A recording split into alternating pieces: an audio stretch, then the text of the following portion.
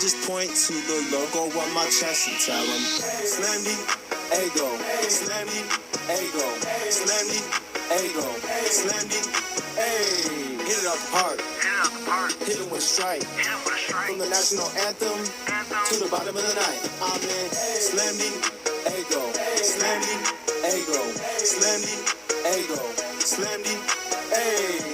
You already know what's up. What's that? Another home run. We should know the job ain't done till we hold that trophy up. Hey. What's up, everybody? Welcome to episode 307 of the Talking Friars podcast and YouTube show. Ben Fadden here. We got a lot to discuss today. Carlos Correa, no longer in the National League West. Now he's a New York Met. That's interesting.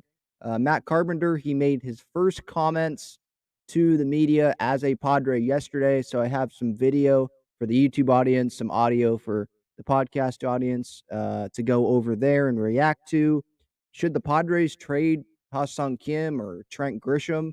Dennis Lin just put out a piece in The Athletic saying that the Padres are more than open to dealing Grisham. So what would a deal have to look like to get Grish or to be able to get someone that satisfies you giving up Trent Grisham and other pieces? We'll get to that.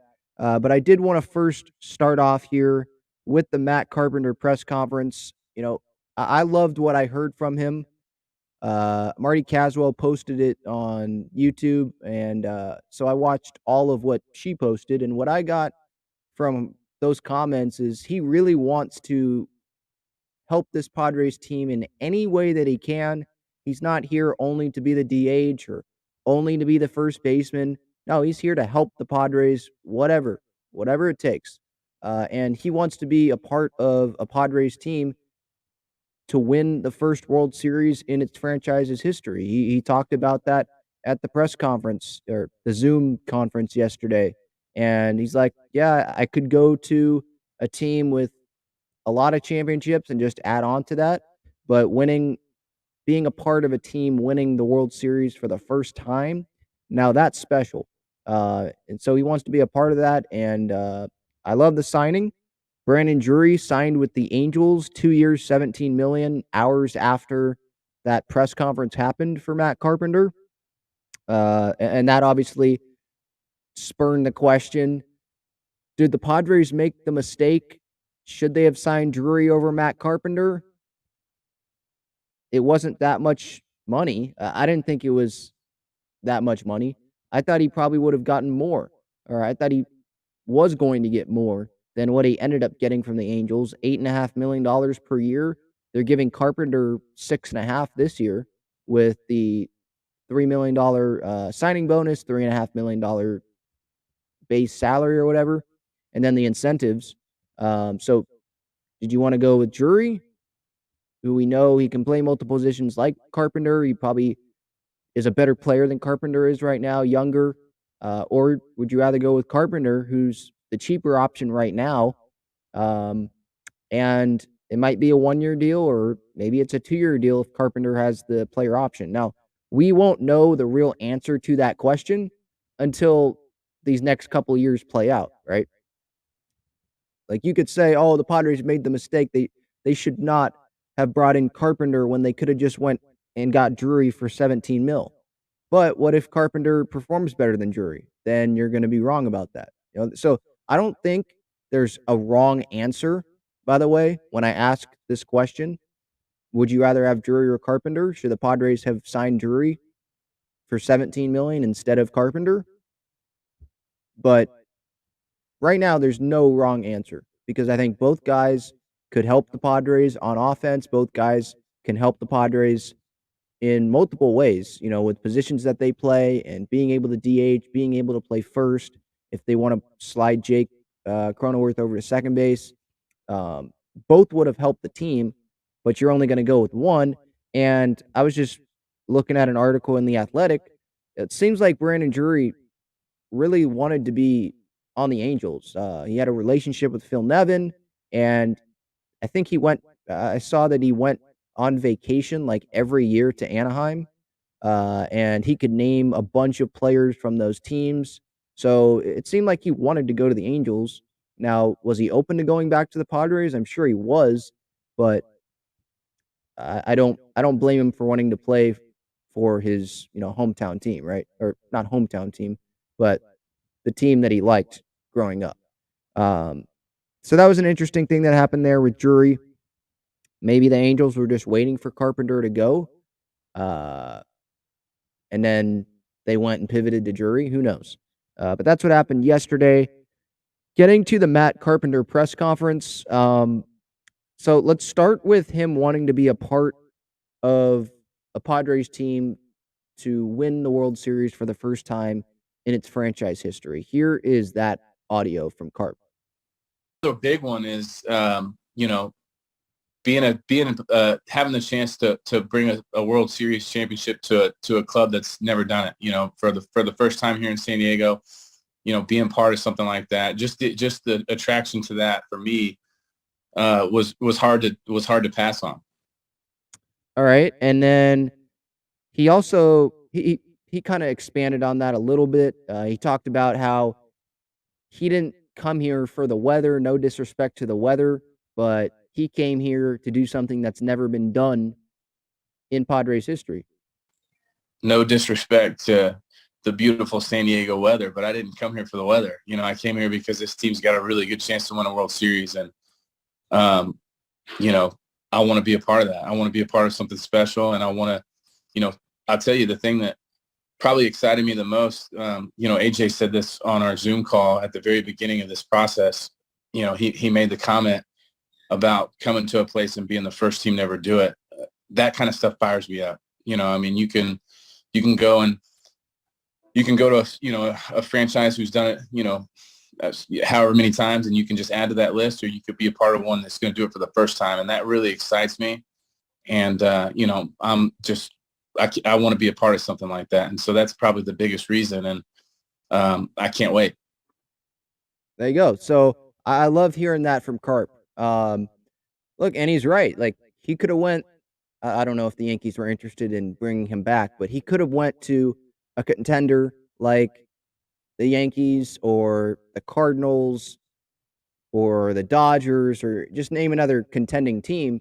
He could have went there and won a World Series there, and that would have just added on to the number of World Series that franchise already has. Would he be remembered like very fondly of, or would he would the fans look at Matt Carpenter 30 years from then and say, "Man, Matt Carpenter, I loved that guy. That was a great championship team." Probably not.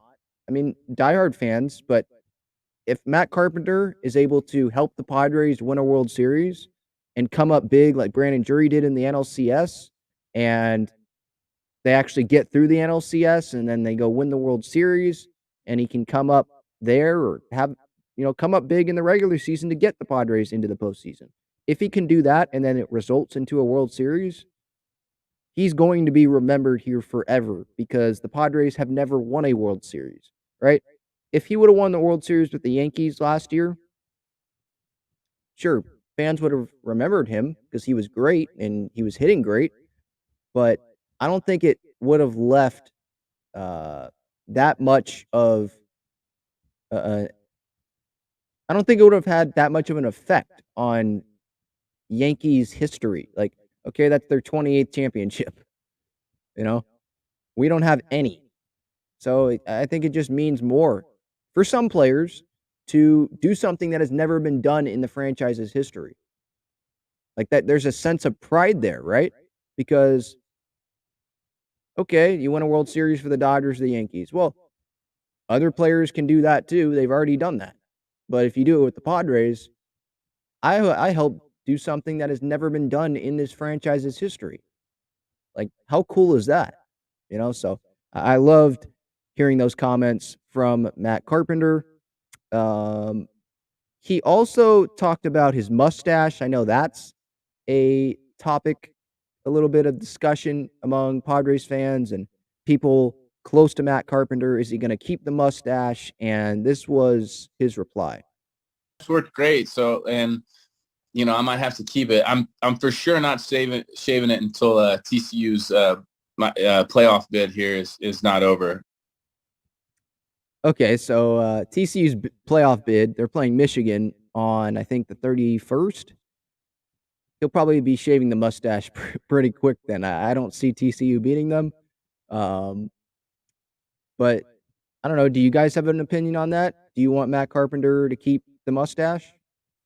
I mean, I'm kind of superstitious, so I'm like, well, if it worked, then yeah, keep it. Or is he just going to go back to the beard like he had with St. Louis? Um, I don't know. I mean, it's not that important, but baseball players, they are superstitious. So maybe he sees that, sees the year that he had this past season with the Yankees, and he's like, dude, I wore the mustache. I'm keeping it. Let's get this thing rolling. BJ says he should keep his mustache. Yeah. James says, who cares? Yeah, I mean, you're probably right, James. Who cares? But I did see that on social media yesterday about if he should keep it or not, and it was asked during the press conference. So I just figured to bring it up. Um, I also liked what he said about Trent Grisham.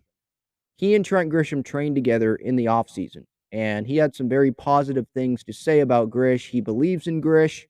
I do too. I'm one of his believers. And here is that audio. Work out together in the same place here in Fort Worth, the same facility. So really thrilled to get to be his teammate now. I've always admired his game from afar. Getting to see him, on a day-to-day basis in the weight room. I mean, I'm sure you guys know this, but maybe not everybody knows just how talented of an athlete this guy is. He does things in the weight room that will just leave you speechless. And, I'm a big believer in him. I think that this season is going to be the biggest one of his career, and I'm excited to get to be a part of it because I know he is lining up to have a monster year, and we're going to need him every step of the way. So, I'm a big fan of his. So there you go. Some positive comments from Matt Carpenter about Trent Grisham, and I kind of agree. I mean, I'm obviously not in the weight room there seeing what Trent Grisham's doing, but you can tell that he does, work on his game, and him not performing up to his expectations or expectations of other people this past season. I think that really pissed him off. If you do remember when the Padres were celebrating making the postseason, he didn't really participate much in that celebration because he didn't think that he contributed very much to the Padres making the postseason. But when they got past the wild card round and they were celebrating that win against the Mets, he was in there more. And he was saying something to the effect of, yeah, it felt good for me to be in this celebration and, feel that I actually contributed to this team's success. And so I think he's going to be motivated to keep proving doubters wrong because there's Padres fans that still don't, want to believe in him. And they're like, well, that was just October. That was a small stretch. How about the 6 months where he sucked? And I understand that viewpoint. But in the postseason, you're facing the best talent. You're facing Jacob deGrom and Max Scherzer and Julio Urias. You're facing the best guys. And he was a huge part in why the Padres got to the NLCS. Did he struggle once they got to the NLCS? Yeah.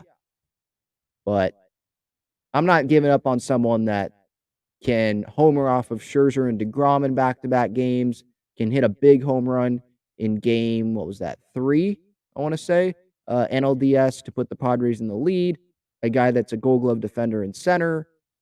Look, having Trent Grisham as the 9 hitter, that's not the end of the world. He can't be worse than he was this past season. So I'm not giving up on him, and we can move this conversation right into, would you trade Trent Grisham? Dennis Lin of The Athletic, he wrote earlier today, he just put this out saying that, quote, some rival clubs that have spoken with the Padres believe the team is more than open to trading Trent Grisham. More than open. So what does that tell you? Are they looking to trade Trent Grisham? They're more than open. not just open if a team comes and gives them an offer they like, but more than open to trading Trent Grisham. If they trade Grish, one, you're trading him at his lowest value, and maybe that's still good value because teams think that they can fix him, but you're trading him at his lowest value. You're having who play center field at the start of the year because Tatis is suspended. So is Azokar your starting center fielder? Or are you trading for Brian Reynolds? If you do, well, you're going to be giving up probably Jackson Merrill and Grisham and probably more. Are you willing to do that? Is Tatis a guarantee to work out in center field? Let's say he is a guarantee to work out in center field. All right, that's great. Who's playing left field? Who's your starting corner outfielder? Now you have to go get someone else there, right? So it creates more holes if you do trade Trent Grisham, I think. If you get Brian Reynolds, you can put him in center. Great. You have Tatis in left, but Tatis isn't a guarantee to stay healthy. So that I think they should go get another outfielder, someone who can play the outfield, someone that has an arm. So I'm not that high on Conforto, but Myers or Profar, if his value is down, I don't really think it is based on what Benintendi got. But I don't want to be trading Trent Grisham. If I'm the Padres, I don't want to trade him when he has multiple years of control. You're trading him at his lowest point. He's going to be motivated going into 2023. He just won another Gold Glove. You just saw his potential in the postseason. It's not like he sucked during the season and sucked all the way through the postseason. No, he was huge in the postseason for you. So I don't want to give up on him. But let's say the Padres are going to trade Trent. What would it be for? What would I be willing to trade Trent for? I guess that's a better question. I'd be willing to trade him for a great starting pitcher under control, someone like Corbin Burns or Brandon Woodruff. I'm not saying that would be straight up. You'd have to give up more than just Trent Grisham. You'd be giving up Grisham and probably Merrill, maybe more than that. Someone probably is going to be interested in Ha-Seong Kim as well. That's what I'd be interested in giving him up for because I think that's one of the spots the Padres still want to improve at. Yeah, you brought in Seth Lugo, but is he a guarantee to be a starter the entire year? Probably not. The guy hasn't started consistently since 2017. I don't count 2020. That was a short season. He made like 7 starts.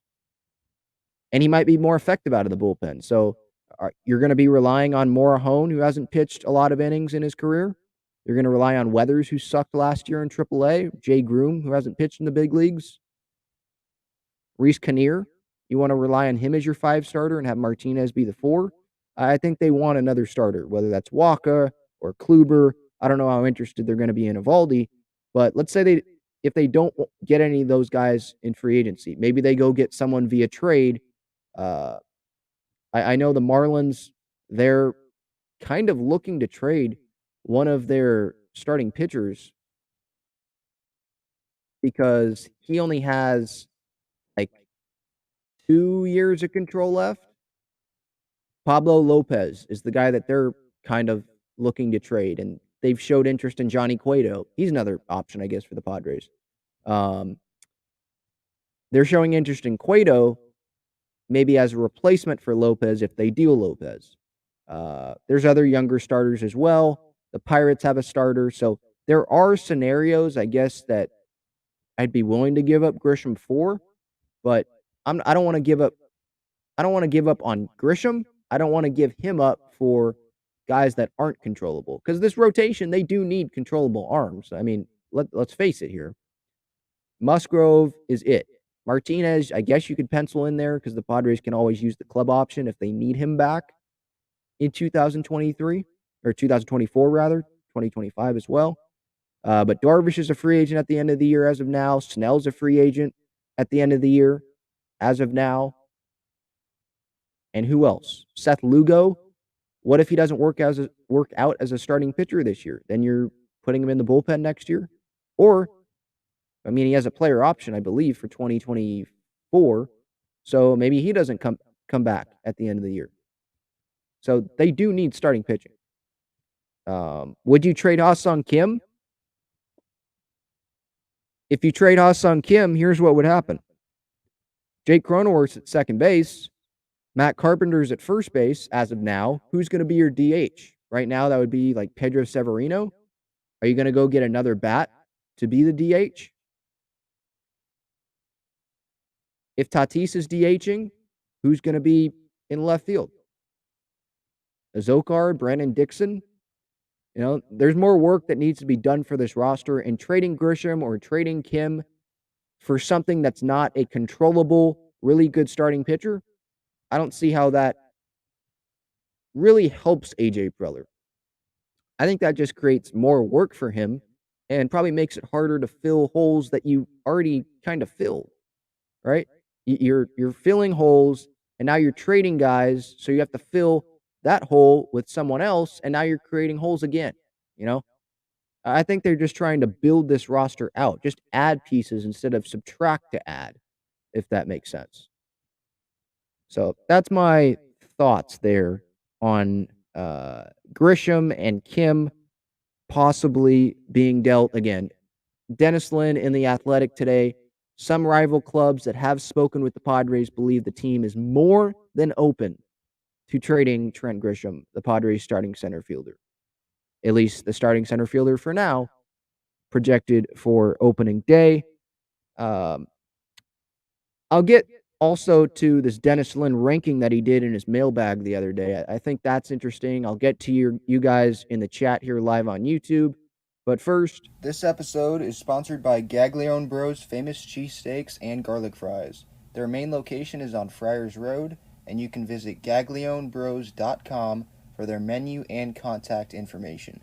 You can also enjoy their cheesesteaks and fries at Petco Park and inside Snapdragon Stadium.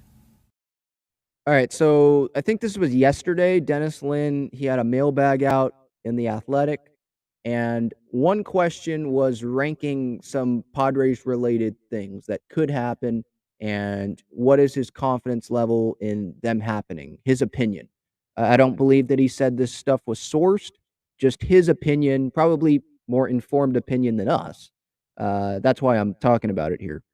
So he ranked them 1 through 5 and said, number 1, most likely Padres finish the season over $250 million on the luxury tax, which they're going to do, I would think, because they spent on Bogarts and Lugo, Carpenter.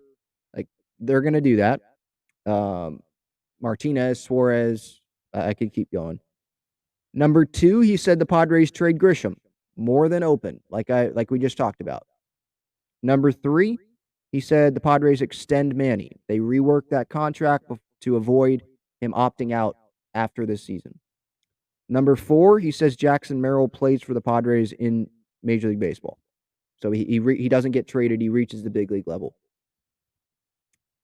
And then 5, he says the Padres extend Soto. So the least likely is the Padres extend Soto before he reaches free agency. I tend to agree with this list. I would probably put the Padres extending Manny over the Padres trading Grisham. I'd probably put, so Padres extend Manny, that hypothetical, as number 2, and Padres trade Grisham, number 3. I just don't think that they will trade Trent Grisham. I'll be surprised if they do. As of now, again, I think they should just be adding to this team instead of adding and subtracting, if that makes sense. And with Manny, why am I more confident that that's going to happen than the Padres trading Grisham is because of our owner, Peter Seidler, and AJ Preller. I could lump him in there too. They want Manny Machado to be a Padre for the rest of his career. Specifically, Peter Seidler, he has said that. He's made that clear. He's going to do everything he can to bring back Manny Machado. And I think that it has to be one of Peter's priorities to avoid Manny even getting to that opt-out decision or being able to opt out. Because if once he gets to that potential decision, he's opting out, like it doesn't hurt him to opt out. And then once that happens, now you just brought in all of these other teams. And we saw what Trey Turner and Carlos Correa got. Carlos Correa, not 350 anymore. Now it's like 315 from the Mets. We'll get to that. But they're getting a ton of money. Bogart's got 280 to play till he is 40 years old. What is Manny Machado going to get till he's 40? More than what Bogart's got, right? So I think the Padres, they want to avoid this from happening. They don't want the Mets. I know the Mets just brought in Correa, but Steve Cohen, who knows? Maybe they go put Carlos Correa at second. I mean, if they bring in Manny, like, who knows? They don't want another team coming in there and saying, hey, Manny, we'll give you $370 million to come play for us till you're 42 or 43 years old, right? They don't want that happening. So take advantage. I guess this is a message to the Padres. Take advantage of this opportunity to be the only team allowed to exclusively negotiate with Manny and say, Manny, you love it here. We love having you here. Let's renegotiate this contract. We want you here till you're done with your playing career. We want our hat on your head on that plaque in Cooperstown when all things are said and done. So let's get this done here. We're going to continue building winning teams and spending money. We showed that to you this past offseason. We've shown that to you ever since you came to the Padres. So this is a perfect fit for you. Why would you want to go somewhere else? Let's get this done. I think that there's a higher chance of that happening because of Peter Seidler and how much he wants Manny to be here.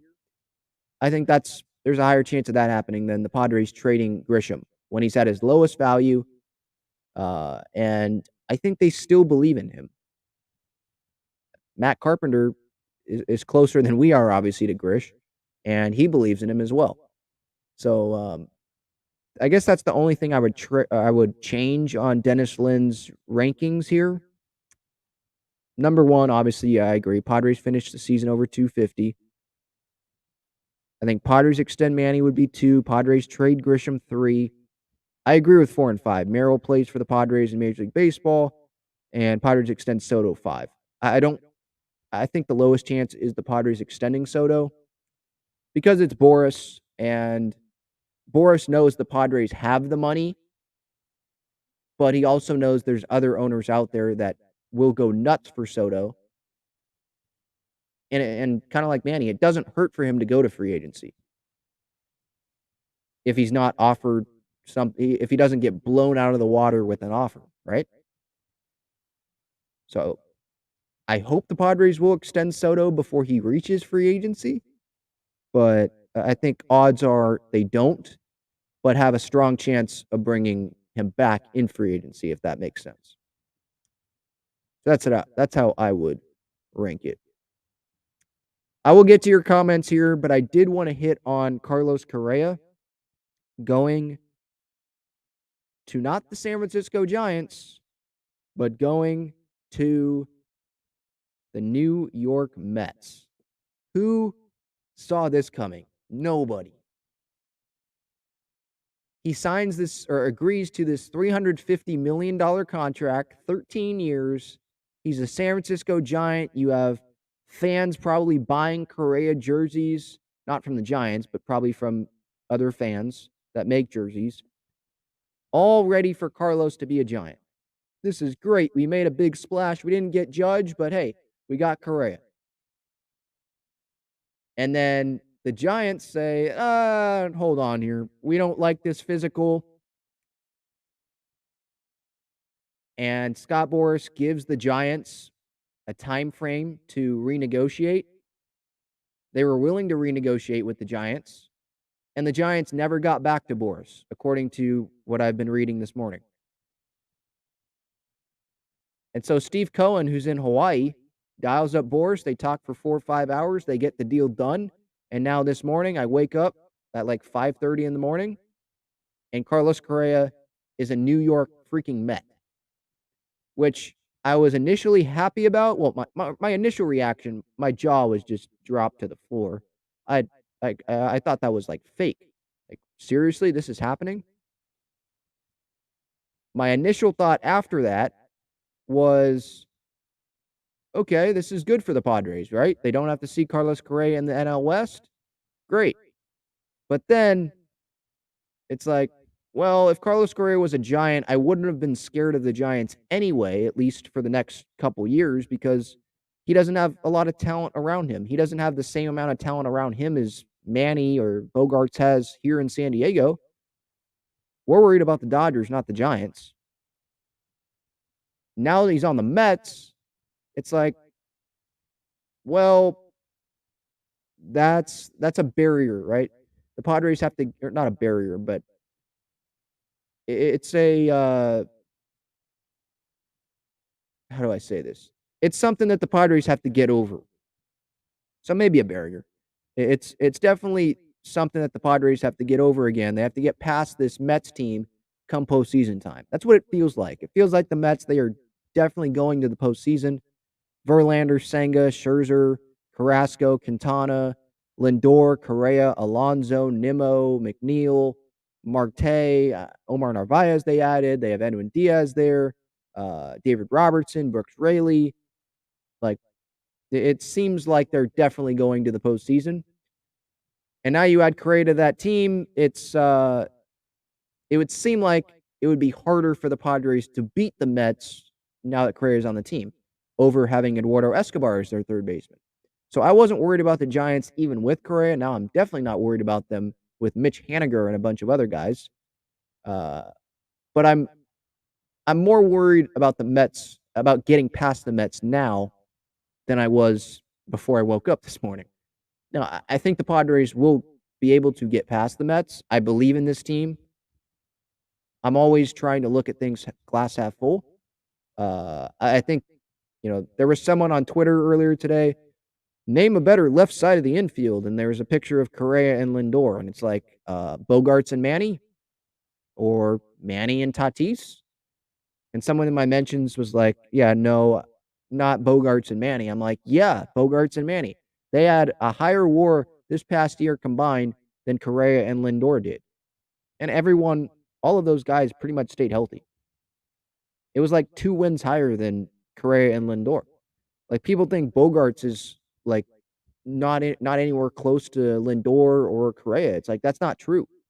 And Manny's the best third baseman in baseball. He was the MVP of the National League, in my mind, this past season. And then you add Tatis and Cronenworth and Matt Carpenter and hopefully another bat.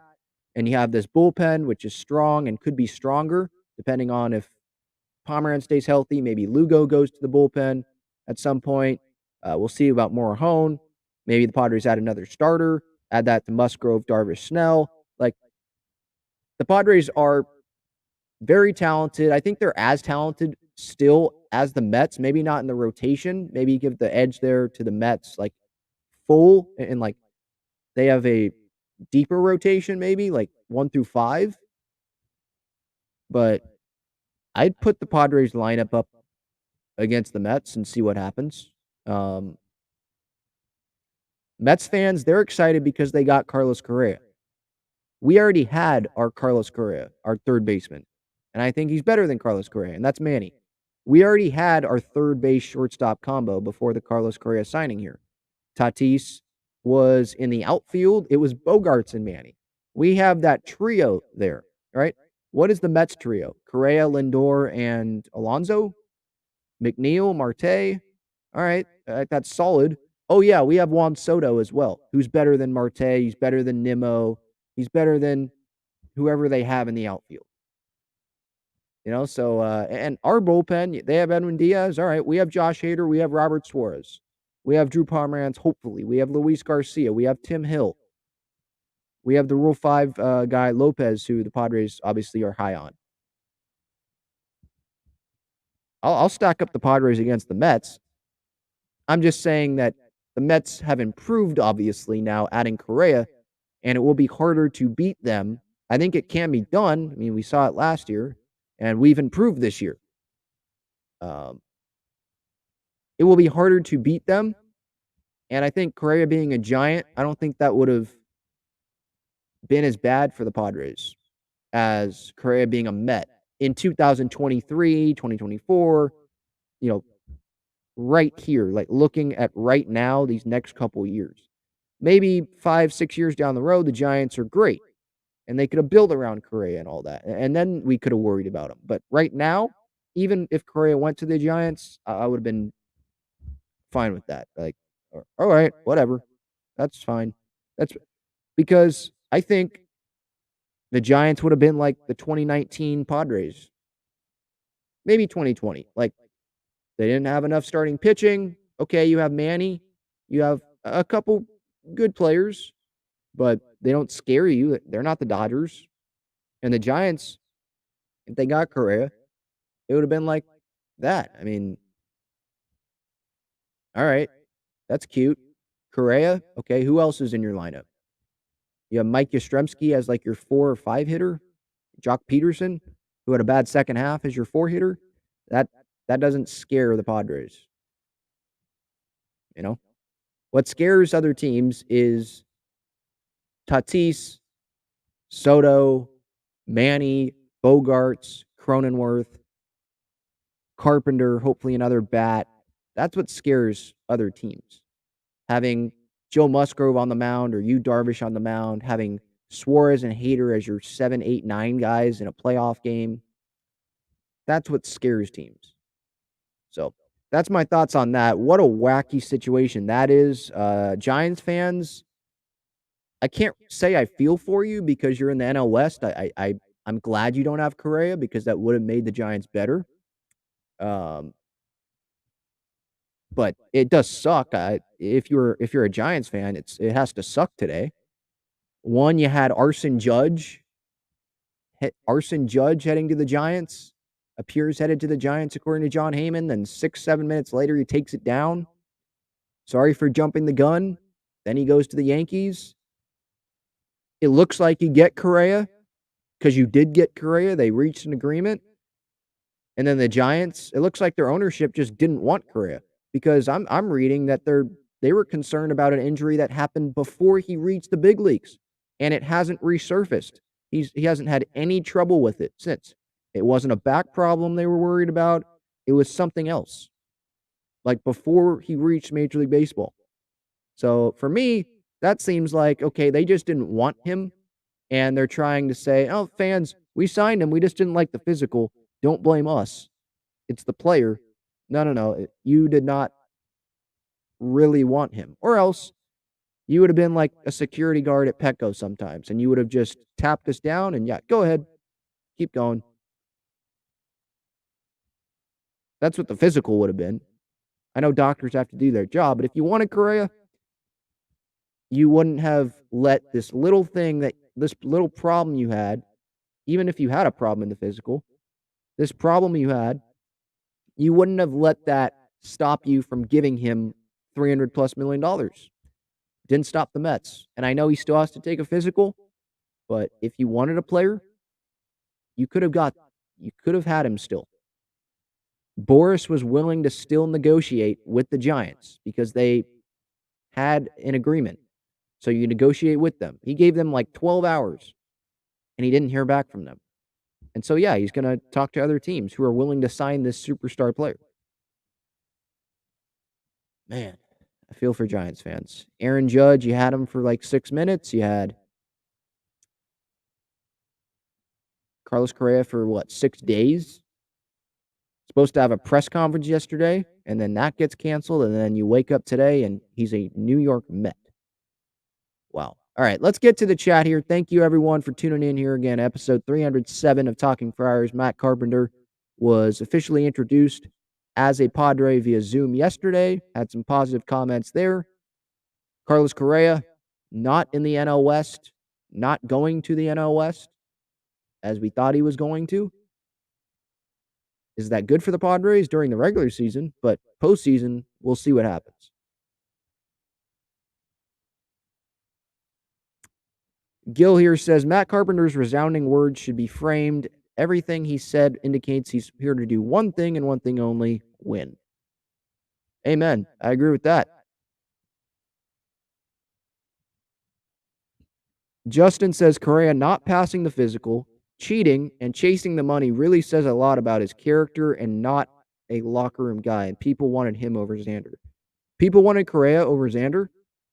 maybe on talent, but I don't think we were really actually interested in Carlos Correa. It was Turner and Bogart, or Turner, Judge, Bogarts. I think they liked Bogarts because he probably was a better leader than Correa and better clubhouse guy and his character and stuff like that. I think Correa, he's going to pass his physical with the Mets. So I disagree, Justin, about Correa not passing his physical is why people shouldn't have wanted him, if that's what your argument is. Like, the Mets are going to have him pass his physical. You better. They're definitely going to have that happen.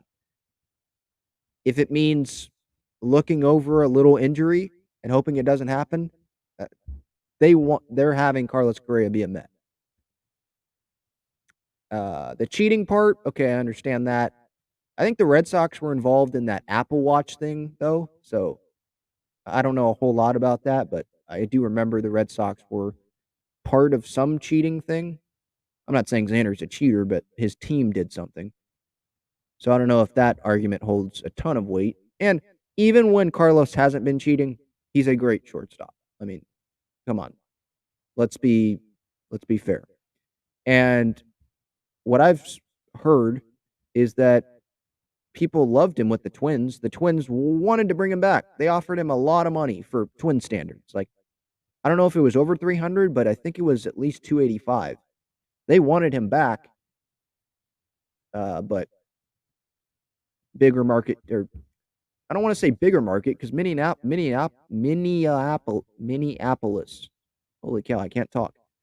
That's a pretty good market, pretty good sized market there. They got a lot of people. So what I'll say is Minnesota, whatever they offered there, that wasn't going to be good enough. That wasn't going to beat Steve Cohen. That was not going to beat a Giants team that had a ton of money to spend because they missed out on Judge.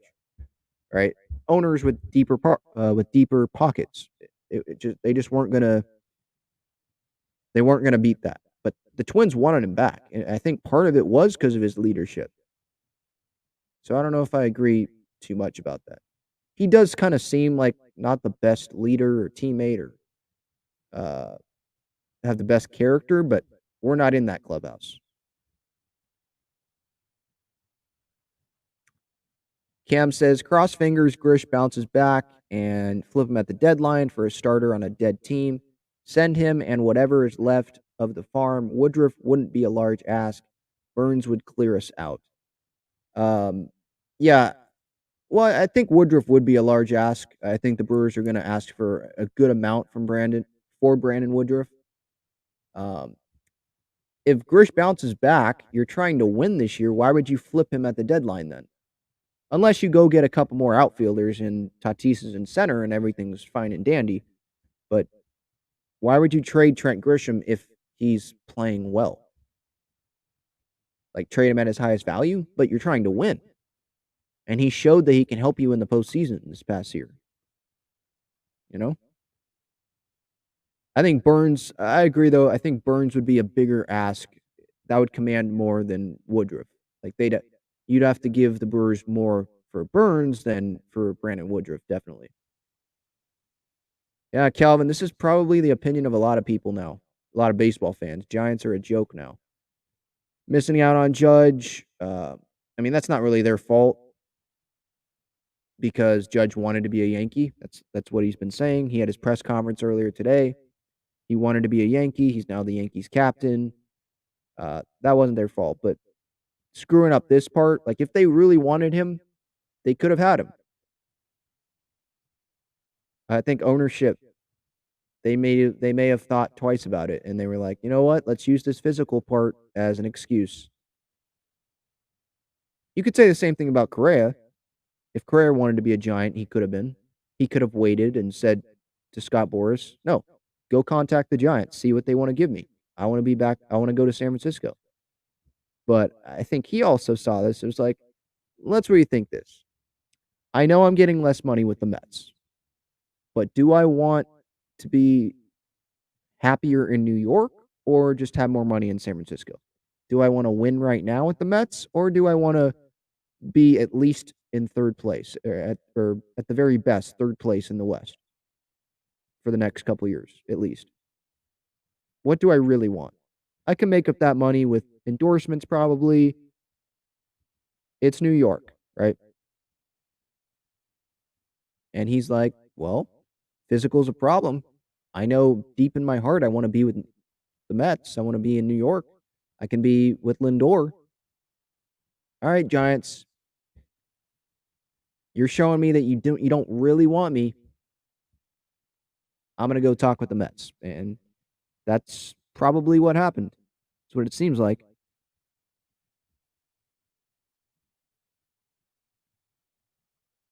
Brian says the Padres are not going to pay Soto and Manny. They'll pay one of them, definitely. Both, that's more of a question. I think they will bring Manny back. Manny wants to be here. And I know that there's a ton of players that wanted to go back to a certain place and they just went for more money elsewhere, or they were just lying the whole time. But Manny does seem like he wants to be here. And where does he have a better chance of winning for the rest of his career? Does he want to be in New York? I know he lives in Florida a little bit sometimes.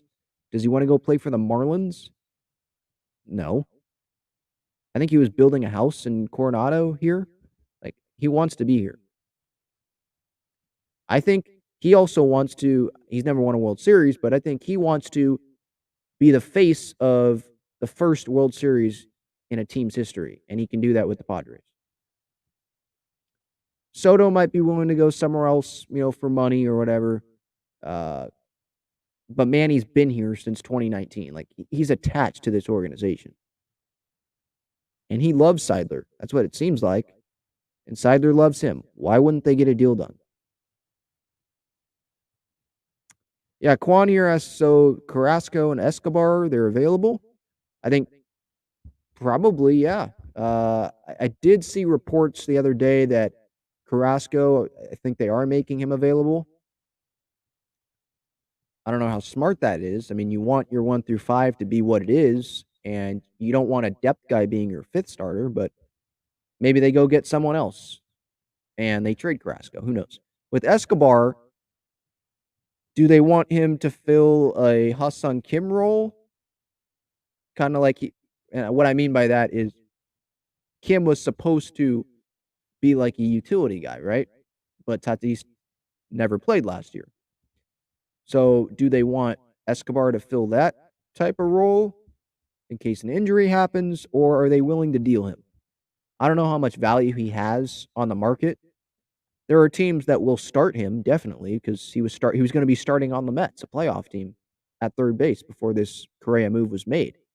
I guess it's just a question of do they want to have a great utility guy on the bench, or do they feel like they could fill Escobar's role with someone else and they could go get something back for Escobar that would fill a need and make them better? Escobar's a really good player. I don't know if he gets moved, to be honest, because one of those infielders could get hurt, and Escobar would be very valuable to have just sitting there and be able to just put him right in.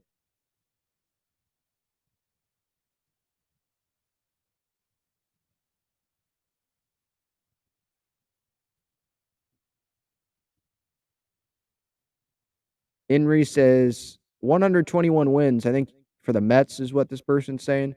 121 wins, then lose to the Padres. Well, I hope so.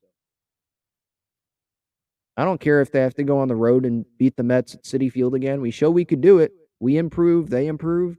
We can beat them again.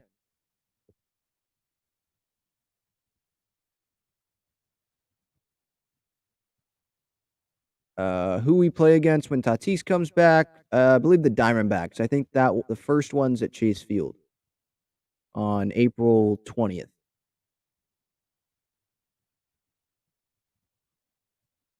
Devin says Dodgers are low-key having an underwhelming offseason. Is it low-key they're having an underwhelming offseason? Do people say high-key? Is that what the cool kids say now? No, I think it's what I mean is I think it's obvious they're having an underwhelming offseason, but I think they plan to have an underwhelming offseason before the offseason started. Like, they're trying to go all in on Ohtani is what it seems like right now.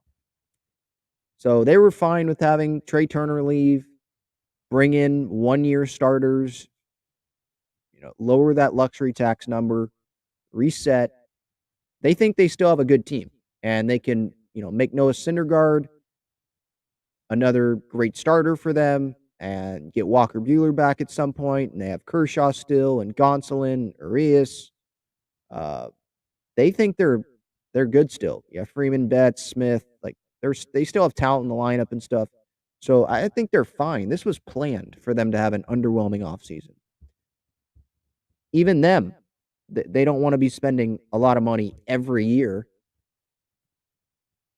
but they want to spend a lot of money next offseason, I assure you. And if Manny opts out as a free agent, you think they're not going to try to bring him back? Of course they will, because they know that Manny is a great player. I don't think Manny would want to entertain that after how much he has hated the Dodgers while he's been with the Padres. But the Dodgers are going to try if he's a free agent. And if they know he's not going to go there, then they'll just increase the Padres' price or whoever's price. Joseph says, I think the Padres should bring back Profar on a 1-year deal. We need him in left until Tatis comes back, and then he's a good fourth outfielder.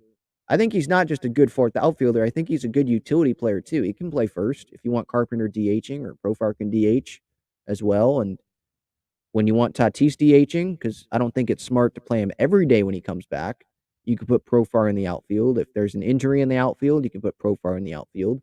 You could say the same stuff about Myers. I just think Profar is a better player. So, yeah, I'd like to bring back Profar, but I think someone's going to pay him more than the Padres are willing to. Or they'll give him more years than the Padres are willing to give him. Like, I don't want to give Profar 5 years. I'm more in like the 3-year range for him. Devin says, or has a question, is Lindor better than Bogart/Tatis? I think some years he has been, but right now I would say no. Bogart's had a better year than Lindor did this past year. And Tatis, the last time we saw him on the field, he could have won the National League MVP. He was an MVP finalist, right? He had over 40 plus, he had 42 home runs, I think it was, in 2021. And that was him missing 30 games with the subluxations for the shoulder.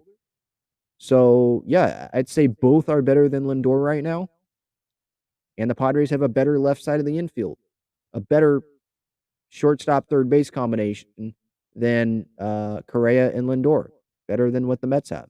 It's not like me knocking Correa and Lindor. That's a great left side of the infield, but I'd rather have Manny Bogarts, Tatis right now. Manny Bogarts, Tatis, Soto right now.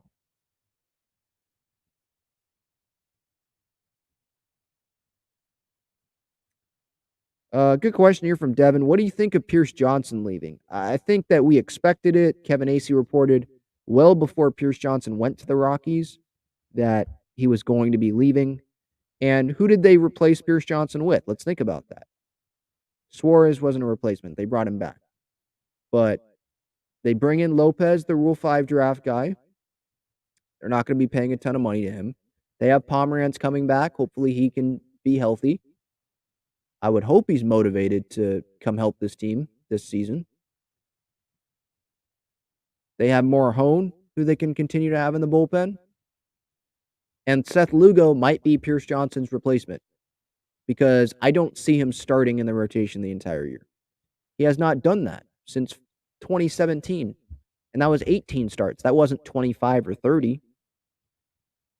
So I think Lugo might be Pierce Johnson's replacement at some point. And that's a pretty darn good replacement. Lugo is probably better than Pierce Johnson. Johnson is a really good reliever, but Lugo, he was one of 2 Mets relievers that Buck Showalter trusted against the Padres in the wild card. It was Diaz and Lugo. And so if Lugo doesn't work out in the rotation, that's a good bullpen piece, right? So, yeah, it sucked to see Pierce go. I thought he was impactful for the Padres, but it's not the end of the world, if that makes sense. All right, I think that's it. No more questions that I see in the chat here. I try to get to everyone. This has been episode 307 of Talking Friars. Thank you so much for tuning in here on the podcast or on YouTube. Please subscribe to the YouTube channel if you have not already. I don't like asking you guys to do that 5 times every show like some people. But I do appreciate if you subscribe and turn on the notifications so you don't miss when I go live. You can follow the social media channels at Talking Friars. Thank you so much, everyone, for tuning in and for your time today. Go Padres. Enjoy the rest of your Wednesday.